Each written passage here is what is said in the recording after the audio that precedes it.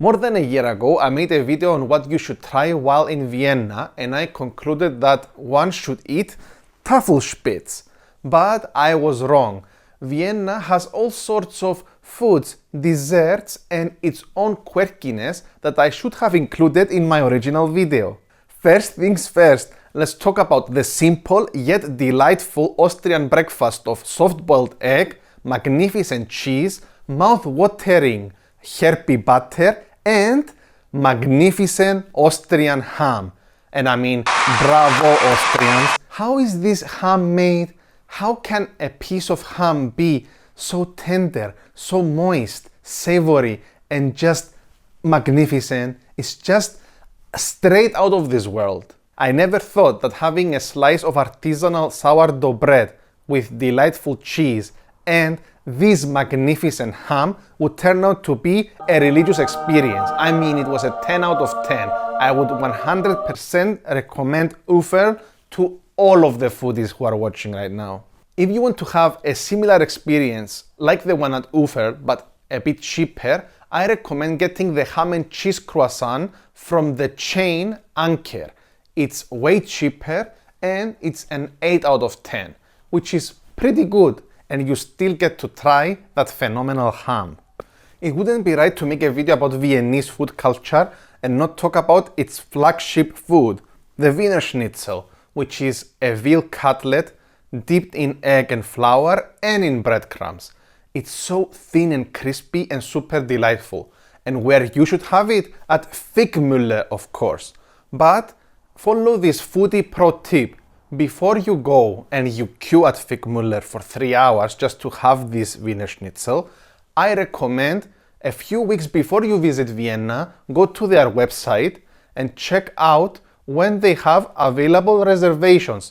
And that way you get a little cheat code where you beat the game and where you go straight at the beginning of the queue and you go in, you say your name and you get seated. And that is just amazing. Yes, thank you. So glad I made a reservation at Fickmüller to have the Wiener schnitzel. Let me show you the menu. Just look at it. Not a big fan, but the first bite goes for you, huh? Let's see.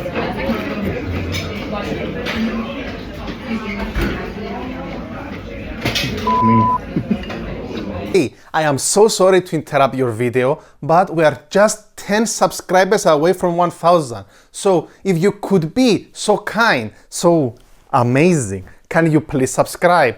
Thank you very much. Please enjoy the rest of the video. You would definitely miss out if you visited Vienna and you didn't eat wurst at a wurstel stand with the locals. The notorious Pitzinger was closed when I visited, but I managed to have an amazing wurst at some goldenen wurstel.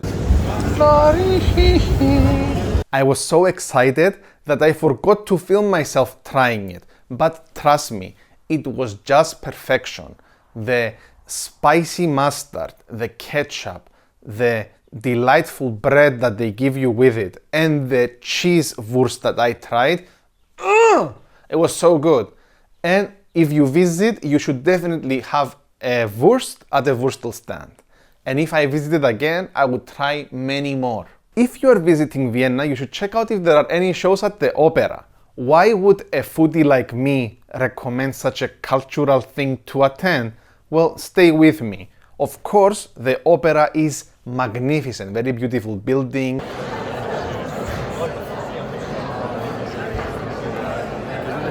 The acoustics are great.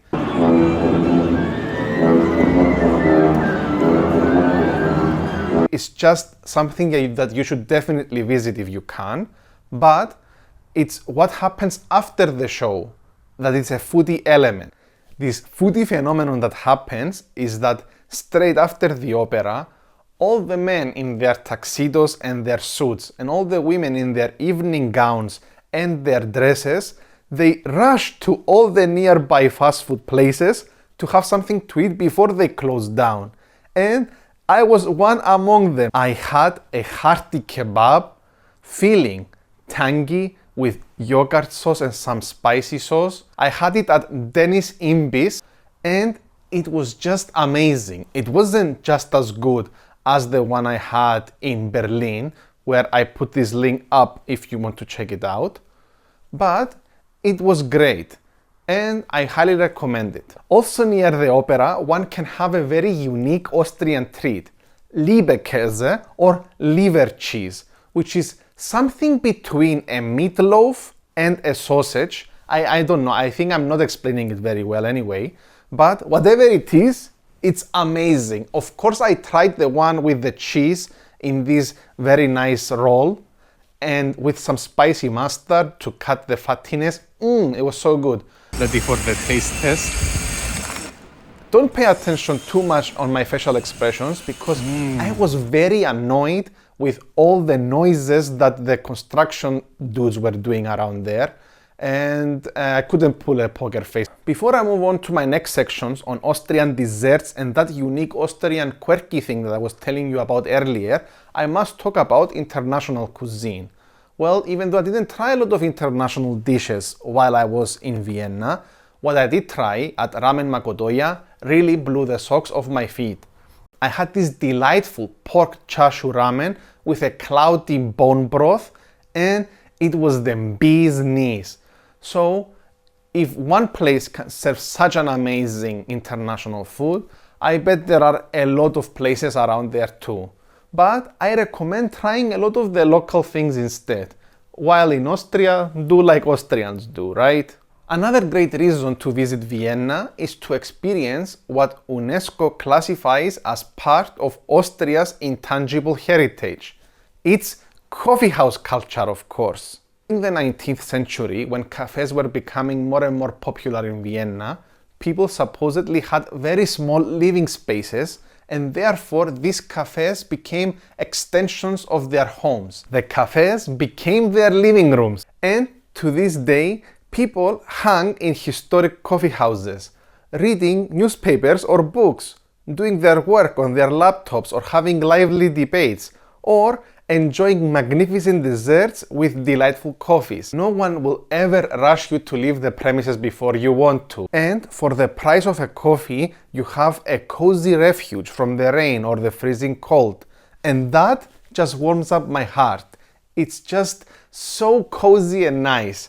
And I definitely recommend going in one of these old coffee houses. Maybe it's the historian in me or the fact that I have a fascination with coffee and the coffee house in general, but having coffee and strudel in one of the world's 10 oldest cafes really did it for me. The cafe I'm talking about is none other than Fraunhofer, which has been operating as a coffee house since 1824. Can you imagine? The location where Fraunhofer is at, before it was even a cafe, it was a private event and concert hall where Mozart and Beethoven played their magnificent music. And it is such a delight. You feel the inspiration to be where magnificent music was actually performed. So this is a melange. This is a Kirschstrudel. Strudel. Honest reactions.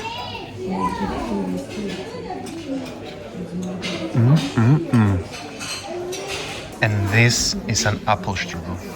Okay, ready for a big bite of apple strudel.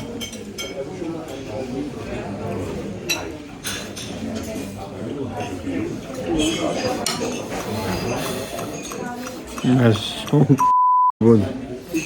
The decor, the marble tabletops, the waiters in suit and ties, the ambience is just fantastic. If I lived in Vienna, I would definitely research and write all of my videos there. It's so great! If you want to have an even more Hellenic experience, I would recommend Café Havelka. This is how it looks from the outside. Seriously, it's very easy to miss, so pay close attention. And I have to say how much I love their menu and this old photo of the original owner smiling. It's just, it warms up my heart, you know. In yet another ancient Viennese cafe. I love the vibes here. what dessert I'm gonna have. What do you think? What do you think? I know that you can have the famous Sachertorte at Hotel Sacher, but I recommend having it at Havelka. At least that's what locals in Vienna recommended, and I am so glad I tasted it. What is a Sachertorte, you ask? Well, essentially it is a dessert of chocolate cake layers, marmalade, and a thick chocolate glazing served with cream. And it is so luxurious and so thick. It's just perfection. The chocolate cake that definitely will complement a delightful hot coffee. While we are on the topic of coffee, can I share an unpopular opinion with you? Well, in most of Europe, the coffees are so petite. Why? Especially in Vienna, where you have a coffee house culture and you encourage people to sit around in the cafe, why are the coffees so small? For the love of everything that is holy, please bring me 600 ml or an imperial pint of black coffee and not these tiny coffees that you serve around Vienna. Or, okay, I will be reasonable and I will accept 400 ml of coffee or 13.5 fluid ounces. But that is the bare minimum. I don't like small portions in food, so why would I enjoy a small coffee? Come on, Vienna and the rest of Europe, you can do better. I saved them best for last. If you want to visit the unofficial pilgrimage site to Austro-Hungarian desserts, then the Mel is the place to go. There I had one of Emperor Franz Joseph's favorite desserts, kaiserchmarn. Here is me eating it. I freaking love kaiserchmarn. Try it.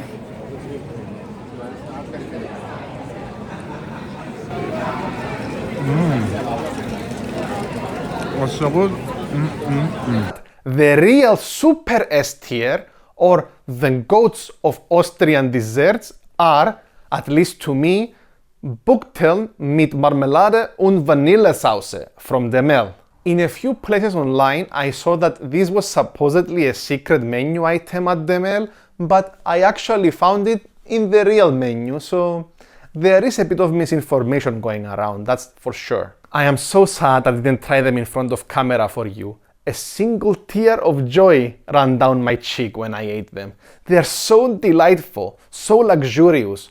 Those dumplings are so soft and tender, and then they have this amazing apricot marmalade inside, and then you dip it in the custardy vanilla sauce. It just lifts you to the moon. It's just a perfect 10 out of 10.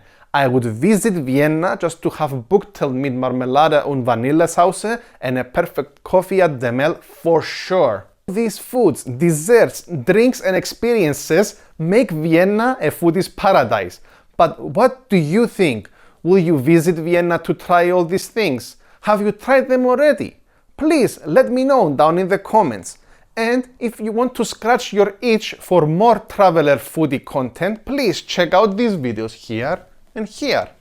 Until the next time, bye!